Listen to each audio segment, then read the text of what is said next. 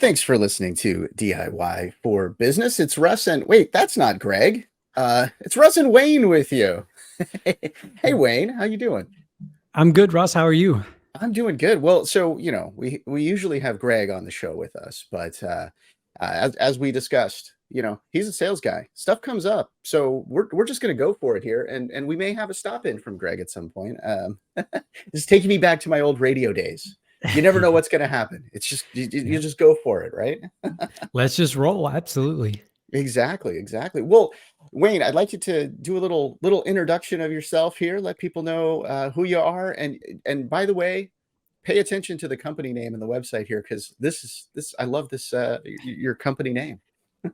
Well, thank you. So, my name is Wayne Mullins. I am the founder of a marketing agency called Ugly Mug Marketing. Yes, that is the name. And no, we don't market mugs, um, which is a common question we get.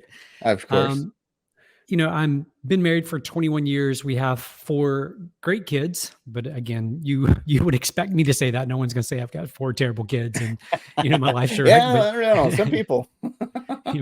well, four great kids, three boys and a girl, 16, 13, 12, and 10. So as you can imagine, our lives are very busy at this moment in time. And we're along for the ride. We're embracing this journey and really enjoying this journey that we're on. That's great. Now, you get right into I'll get into the name in a second, but you just Yeah. mentioned the four kids. You led with that.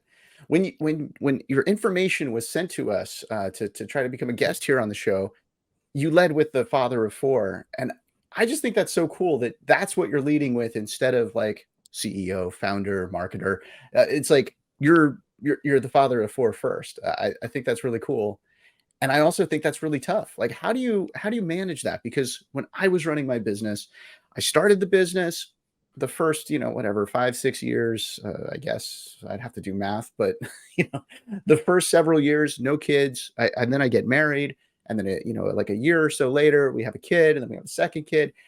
And balancing that became quite the challenge for me right Yeah. away. How do you do that? How do you manage four kids, a happy marriage, and a successful business? Yeah, what I would say is, number one for me is I gave up on the idea of balance because our lives are never truly in balance. I Mhm. tend to view my life as a season, right? I kind of said that just a second ago. We're enjoying the season of life that we're in right now, and so during different seasons, different things are going to require more time, more attention, and more effort. So in the early days of growing the company, I was definitely out of balance in terms of more of my time was spent on work and trying to get that off the ground and get that growing. And less time was available, if you will, for family and family activities and family vacations and all of that stuff. The season that I'm in now, it's definitely more evened out. And it's definitely my kids and my family have become just a higher priority where I'm giving them more time, more attention than I have, at any other point in my career and in my journey. I feel like there's more, people are saying more now work life harmony versus work life balance. And that sort of sounds what you're talking about here too, of like this kind of harmonious blend of, throughout the different seasons of as you're going through things, you've got these different focuses, different things.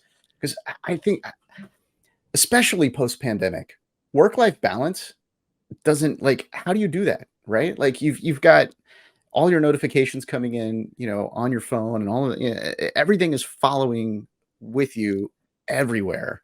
So, like it's tough. I like the whole term of the harmony thing too. I think that's kind of a cool way of doing it because it's hard to just completely separate things like that. Yeah, I completely agree, Russ. I think so often we approach work and family or work and life outside of work as two opposing forces, right? Where they have to be in opposition of one another. So in other words, the more time I spend at work, the less benefit to my family. The more time I spend with my family, less benefit to my work.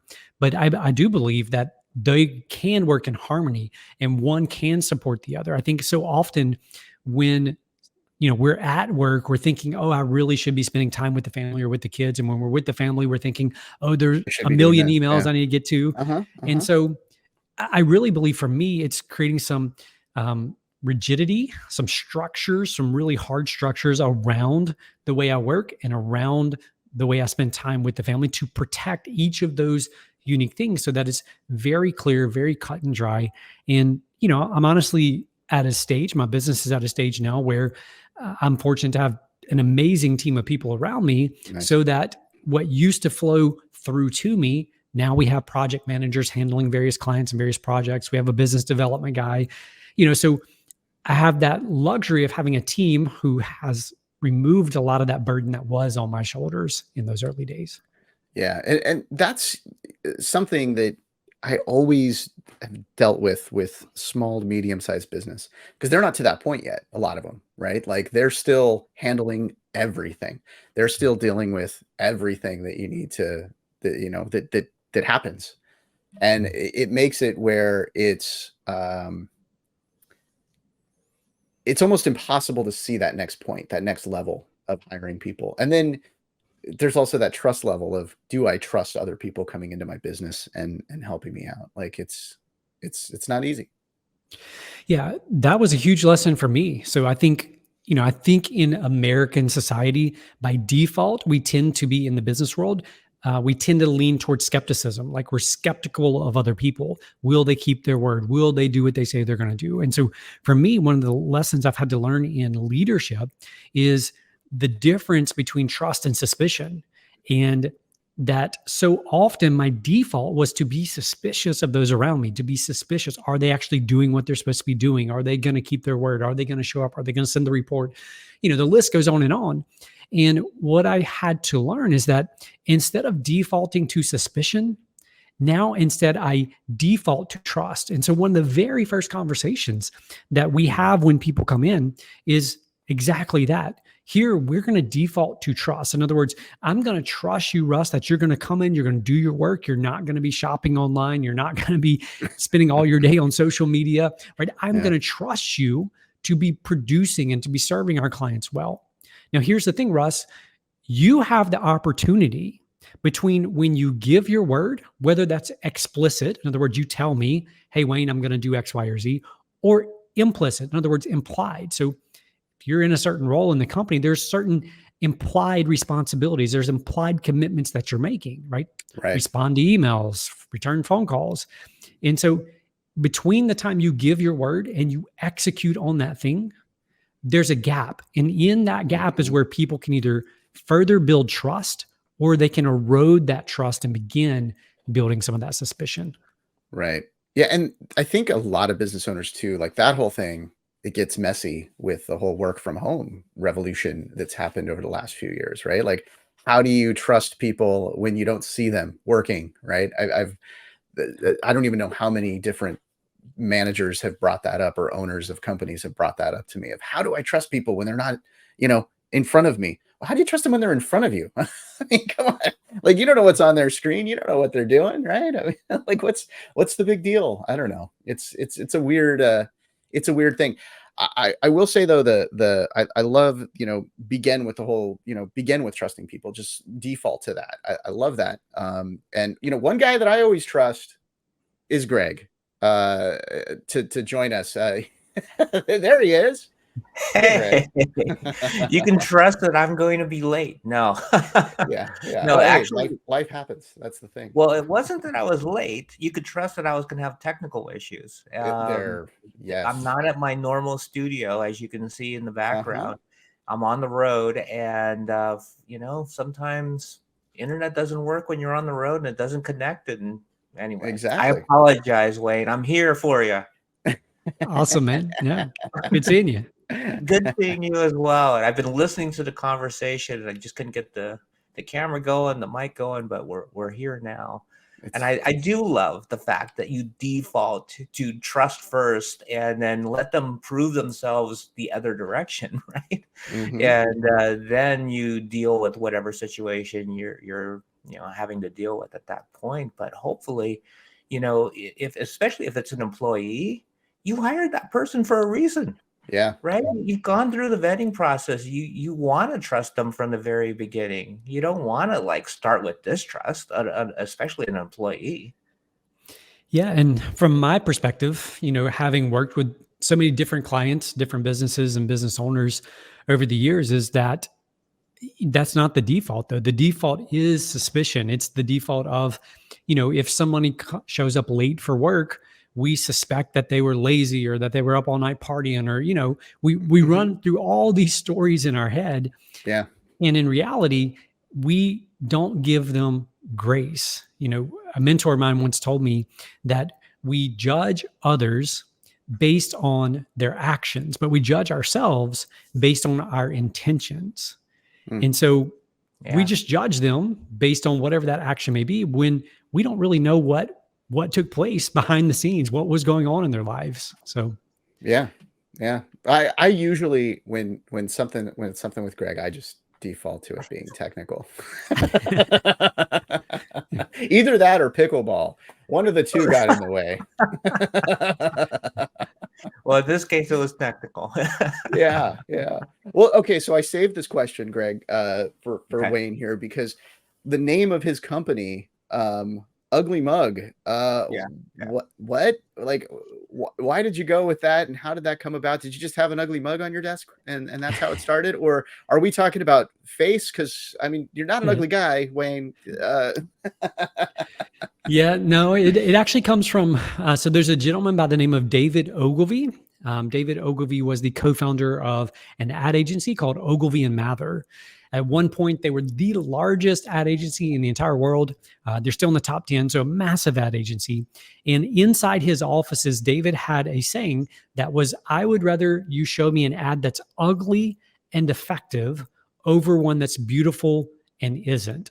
And so the name Ugly Mug Marketing for us is really, it's a play off of that quote, but it's a reminder that in the world that we live in, ad agency, marketing agency, it's very easy to get lured over to these side projects of trying to win design awards and most creative awards and all these other things. So for us, it's a North Star that keeps us centered around, at the end of the day, our clients come to us because they want results. Right. Gotcha. Well, okay. I like the name. It works. I do too. I was a little afraid of it at first. I'm like, what?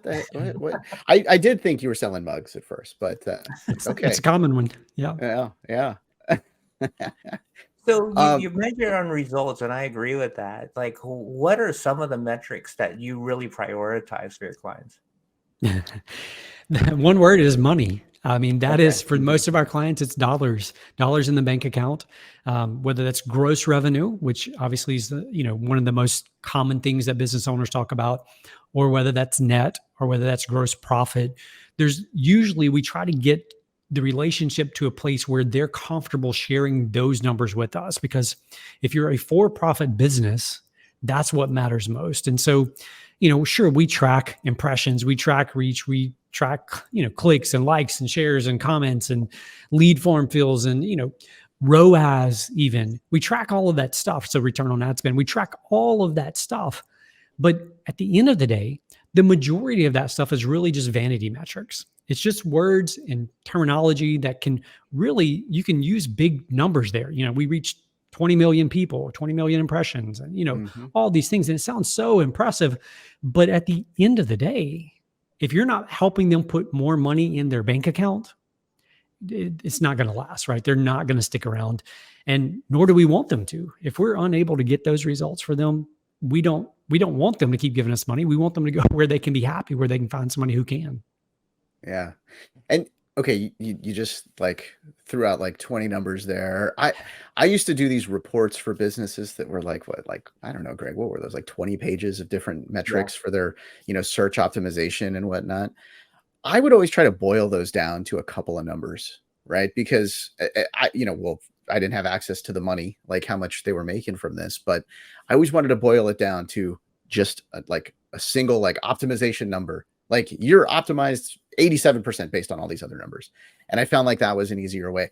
When you are talking to businesses about numbers and trying to get there, aside from money, like how do you look, like, I guess, or what should a person that's running a business now be looking at to know that they're performing okay? And I'm thinking on the digital marketing side. Yeah. So what I would say is, you have to hold every single dollar accountable. And I know that's it's an easy phrase to say, a very difficult phrase to actually live out. And so I'm gonna go one direction, then come back to more specific answer for you.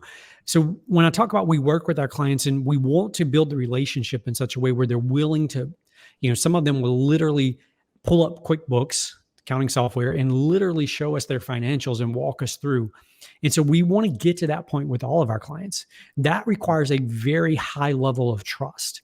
And so for some clients, honestly, we never get to that point. They're just so private with their numbers. They're never willing to go that far with us. For others, it may be a few months in where they start sharing a few of those real numbers with us.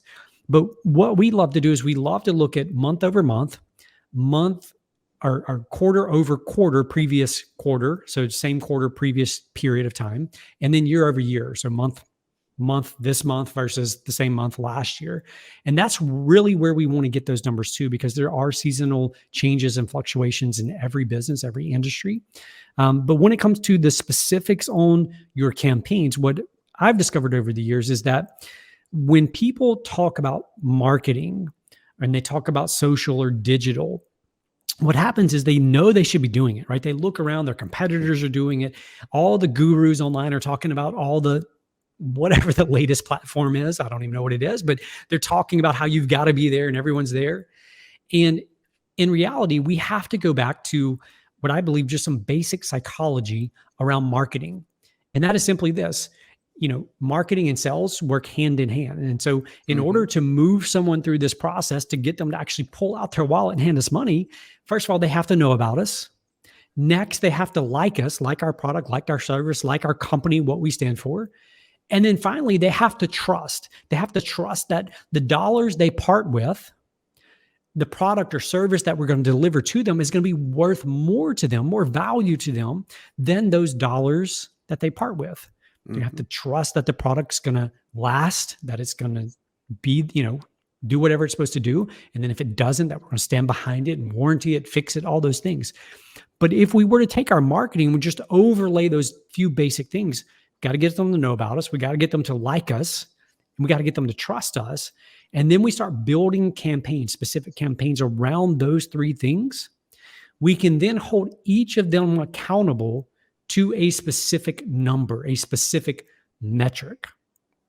Mm-hmm. You were saying that, you need to build trust and get people to know your clients, right? And I struggle with this because I just wonder how much is social media, what's the ratio of social media importance and influence versus like website and like radio commercials, television commercials, those types of traditional marketing, magazines, that type of thing. I mean, social's everywhere now. Everybody's got it on their phones, on their laptops, everywhere, right? But I have a difficult time measuring how much of an influence it really has into sales. What have you found so far? Yeah, I do agree. I mean, there's a new social platform. It seems like every other week there's some new platform that people are talking about, and all the kids are on, and we got to be doing this latest thing. Yeah. And what I've discovered is that when we give our dollars a specific job, we can then hold them accountable. So we're huge proponents, we're huge fans of more of a direct response style of marketing. Nothing against brand building or brand awareness. We do that stuff. We believe in that as well. But when you shift to more of a direct response, in other words, give me your name, give me your email address, give me your phone number, have a technician call you, or opt in for the free report, or opt in for the free coupons, we can then further track that person back to where they entered, if you want to use the word funnel or whatever you want to use, where they actually entered that process. And so for us, we try to use that approach with every single thing that we do. So an example would be, we're working with a local jewelry store. And so the question is, how do you know if the social is working, or the radio is working, or the television's working? Well, on social, we will run very specific campaigns that get people to opt in for specific offers, for the newsletter, for example, where we run certain offers. So we can then track that person all the way back to where that came from. Part of that is using different campaigns in different places. So the offer on radio or television may lead them somewhere differently than the one on social. Does that sort of make sense? Yeah, Mm-hmm. yeah, it makes a lot of sense. How much does like the pushback, like the EU regulations and all that, their various, kind of privacy policies that are being forced on businesses, how is that impacting getting those numbers for you? Yeah. So with most of the platforms that we would use, so the Google, Facebook, places like that, it's baked into, right? It's baked into their policies and their agreement. So if you're just complying with their rules, you're complying with all the regulations. So it really hasn't directly affected the way we reach clients or the way we help our clients reach customers, things like that. The one challenge has been since, iPhone and since Mm-hmm. Apple and Facebook had this big falling out kind of over Right. privacy, Yep. that directly affected a lot of retargeting abilities. Mm-hmm. But outside of that, the other, if you're complying with the big umbrella where you're running the ads, you're going to be compliant with all the rest. Gotcha. I'm gonna go with kind of a little bit of a different route here. So you get these email addresses, you get people into your database. And I've seen so many businesses fall victim to this as well, where, okay, we got the information, it's in our database, great, we got a lead. Or, I got a phone call from somebody, they didn't go with our service, but I got their information, but they didn't go with us, so I'm never going to talk to them again. I feel like there's so many missed opportunities within a person's database that they just don't pay attention to, and it just drives me crazy that happens. Do you see a lot of businesses with that? And maybe you could do a little preaching the message of focusing on that database and treating it like a goldmine, as a treasure trove, which is really what it is. Are you promoting Goldmine as a database, Chris? No. FileMaker. I just want to make sure. Those fell out of line. Sorry. FileMaker, Salesforce. Yeah. Yeah. No, Russ, I completely agree. Your list, your database is a gold mine. And I'll give you one example. So this has been probably 3 years ago. We were contacted by a national company that sells wood flooring, and they very, very successful. I mean, they were doing 8 figures plus a year in revenue, very successful. The owner wanted his daughter to be in charge of following up with leads generated on social media. They'd never done true social media. I mean, they'd done, a few posts here and there, but never active campaigns there, right? Trying to actually generate leads. So we start running these campaigns, we start generating these leads, and we have it all set up. So it takes the leads from Facebook or Instagram. We use this tool called Zapier that then takes those leads and drops them. Drops them into, we drop them into a Google document, Google spreadsheet. And then we also would drop them into a newsletter, MailChimp, I think is what they were using. And so in the spreadsheet, we would build out, because they didn't have like a sales tracking system or anything like that. So we kind of build it out in the Google sheet. Here's the name, here's the email address, here's the phone number. And then we build columns out. So, contact number 1, conversation, no conversation, places for notes, follow up number 2, follow up number 3. So we go through about 30 days of this and get a call from the owner of the company. He's like, this isn't working. Like, we're throwing money away. Like nothing's happening here. I'm like, what do you mean? It's like, well, we're not seeing any results from what y'all are doing. Like, what's going on? Go pull up the sheet, and we generate, I don't remember, it's like 130 leads off of Facebook, and go through the thing. And his daughter had gone through and she'd marked, called, left message, no response. Next one down, no answer. Next one down, wrong number. One attempt. So again, one attempt. One and done. And then even the ones she spoke with, the ones that said, send me a sample pack or follow up with me next week, nothing ever happened with those. So again, I would be willing to bet, based on what I know about their business model and their pricing and all those things, I would be willing to bet that list of 130 people, there had to have been close to $1 million of business in that list. Maybe not immediately, right? It had to be You're worked. hurting me hearing this story. Oh my gosh. Yeah. They very, lot. very high-end flooring, custom homes. Yeah. So anyway, very the average sales price, average ticket for them is going to be around $100,000 at the time. So again, it doesn't take many of those to make a lot of money, but it wasn't working because first attempt, the leads, couldn't talk, didn't want to talk, didn't answer, whatever this may be. And so they walked away literally from probably 7 figures worth of revenue. Right. And the thing with that is, like you mentioned Zapier or Zapier. I always screw that name up. Yeah. Whatever. They're cool. But you mentioned that there is ways to follow up even with that, right? Like you could set triggers and things like that within the Google Sheet that would follow up automatically. But I feel like also in this world of AI, having somebody, an actual person, doing the follow up, making great notes, and then continuing forth, that instead of, like, I don't know, maybe with automation, that list is worth 100,000, but with a person actually doing the follow up and taking the care into each one of those, you're looking at the $1 million list there. I'll give you one more quick story, not directly related. I have a friend of mine whose background is in sales, and he just had the opportunity, a local insurance company, they get leads provided to them through some of their national carriers.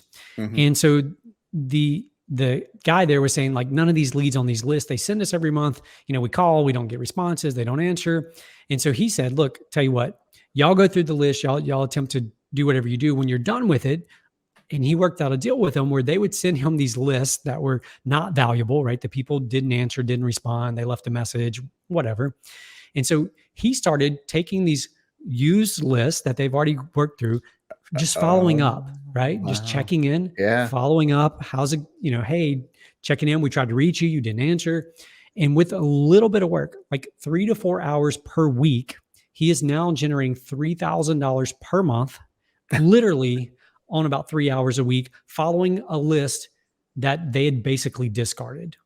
Wow. Yeah. So there's gold in your database. There's gold in your email list, but you've got a mind for it. You can't just let it sit there. Exactly. Yeah. And that's why Russ is so important to organizations, because he is a genius when it comes to databases, literally a genius when it comes to it. So, yeah. Geez, Craig, you're making me. I mean, just because you were a little late, you don't have to make up for it. I got to do a little better. Well, I even have a database. I was telling Wayne before, we now have a database for this show, right? That we set up so that, like, now, when the episodes launch, we can send out emails with the cover art and, it's launching Monday, or it's launching this week, and it launched today, and all this stuff.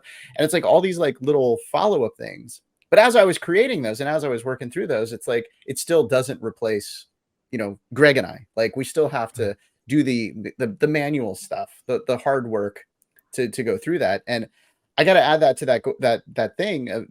There's gold in there, and you can be the gold miner to go dig through your database to go find that stuff. But if you look at any of those old photos from whatever that was, the 1880s or whatever, those gold miners look tired. They, swinging that pick all day and digging through these mines is not easy. It's not an easy job, but it's a heck of a lot easier than cold calling, or it's a heck of a lot less expensive than trying to replace those leads again and pull in, you had to pay to get those leads in there. There was something, whether it was branding or, direct response type things or whatever, you had to pay to get those leads in there. And them sitting in there is wasted money now. Yep. Well, at least, when you mine your database properly, you have a proper target, right? You're not wasting time on, you could still be cold calling afterwards, but you're cold calling to, a better prospect than just blindly cold calling. So the database is going to help you in so many different ways, but you got to manage it properly. Yeah. Well, and I think too, like, there's the whole, the Seth Godin, the This Is Marketing book, right? He has this thing in there. Don't let, I'm not going to say a direct quote because I'm going to screw it up, but basically, don't find a service for people, or don't make a service and try to find people. Like, find a service that people are looking for, like, try to figure out like what people want. And when you're going through your old data, you're going to see things like that too. You're going to discover new ways of doing things. So, quick story from my side is, I used to, when I ran my business, I was trying to figure out additional services. Like, I knew that I only had a set amount of time, you know, for I could only make a set amount of money on a particular day, right? Like this is all I can do for that particular day. This is the most amount of money I can make. So I don't want that to be the end of this. So I would go through my database, and as I was like following up with people, I would also sort of note like what other additional side services or additional services offerings that I could offer. And then I started offering those to future clients. And all of a sudden now, okay, well, I'm making 50% more on each event that I'm doing, or making, you know, so like there's a lot of value in that, not just the direct money of, okay, I got another deal, but what you can learn about your business and learn about your customers. And then also as you're going through that list, you're, you know, reading their words essentially, and you're getting, you know, you can start to talk their language. So it helps to impact your marketing content and to make all of that better. So I think it kind of lifts all ships. You know, it's like, it's a great thing to do. It's a great practice to get in there and do it. I'm getting passionate about this. I think you're right, Greg. The database is coming Somehow out. we got to databases, and yeah, that got you going. No, weird. What are the chances of that on this show? So, Wayne, you know, great advice. I would love to, like, you know, you're one of the guests that I'd love to just have back, and I'm sure we can touch on 100 different topics with you. And I love, you know, the way that you're approaching this, the stories you told. If somebody's listening to this and they want to get some help from you, how do they do that? The simplest place, Russ, would be our website. That's just uglymugmarketing.com. All of our contact info is there, social media channels, email addresses, all that good stuff is all in one place. And just in conclusion, what I would say, based on what you were just talking about, is this. There's a quote by Earl Nightingale that was, you can drastically transform your business by following this one piece of advice. And that advice is this: spend 1 hour a day figuring out how you can better serve your customers. And it ties back to exactly what you're saying. When you have those relationships and when you have those conversations and when you understand their pain points and, you know, what are they looking for? What are they needing help with? It really will, you know, elevate every other area of your business, because at the end of the day, business doesn't exist without serving other people. Yeah. Yep. Okay. You just nailed it. We're having you back. All right. Well, Wayne, thank you so much for joining us. I know you've got things to get to. Greg's got pickleball to play, which, by the way, I do have to give the update. You got a tournament going on this week. And now this episode's not going to run until November, but here's the accomplishments of Greg over the last like year. He's got like a closet full of medals. He's like won all these tournaments. I've got to see him play tournaments. So I'm excited that you're going to be playing the tournament. And if you want to hear more about the pickleball stuff, there's the Third Shot podcast. So please do go check that out and listen to the tales of what he's been doing and what Bridgie's been doing, the co-host over there. It's so cool. And to add to that, Russ, thank you for that. To add to that, we just launched our Third Shot podcast store today. Exactly. It's so cool. We got like shirts and all that stuff. Podcast merch. Yeah, it's pretty cool. So exactly. Now I'm gonna have to hit Wayne up to figure out how to use the social media better to promote that brand. Exactly. Let's do it. So yeah, thank you again, Wayne, for joining us. Greg, thank you for joining us eventually here too. You were working on that store, weren't you? No problem. Never gonna live it down, Greg. Never gonna live it down. I know. One time. I know exactly. I deserve it. This is what happens. All right. Well, thank you also for listening to DIY for Business. I almost said Third Shot. Wherever you are listening, please do subscribe and also check us out on YouTube. We started putting all the shows on YouTube, so you can go check us out over there. The subjects that we cover on this podcast are selected with the goal of helping your business grow, and all of the information is provided. It's opinion-based, and you might want to consult a professional to discuss your exact business situation. Greg and I want your company to succeed, and we are happy to take your questions. We would also love to hear your suggestions for future episodes. If there's an area like where you need some solid business advice or help, let us know. We might be able to build an entire episode around it. We've done that before. It's really cool. So please do reach out to us. You can do that on our website, DIYforbusinesspodcast.com. We also love talking to business owners. If you're a business owner and you want to join us, please do. Just head over to that website and sync up with us. It would be great. We thank you again for listening and subscribing to DIY for Business, where you are not alone.